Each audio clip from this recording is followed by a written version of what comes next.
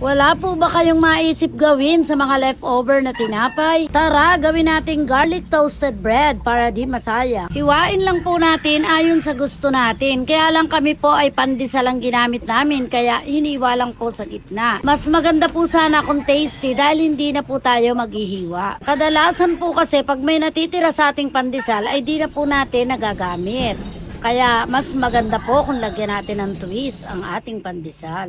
Ibalot po natin ang bawang sa foil at lagyan po natin ng olive oil at intayin po nating mag-melt. Pagkatapos po, ihalo na po natin ang bawang natin sa ating butter. At pagkatapos po, lagyan natin ng konting asin at paprika. At unti-unti na po natin itong ipahid sa tinapay. Pero kung nais po natin, pwede rin po nating lagyan ng asukal. At i-preheat na po natin ang ating oven o kaya ay kung air fryer po ang inyong gamit. At pagkatapos po ay unti-unti na nating ilagay ang ating mga tinapay. Iset lang po natin ang tamang init at oras. At ayan, meron na po tayong garlic toasted bread. At ayan, nagkaroon na po ng twist ang ating leftover na pandesal. Sabayan lang po natin ang mainit na kape o gatas. Perfect ito, almusal, merienda o midnight snack.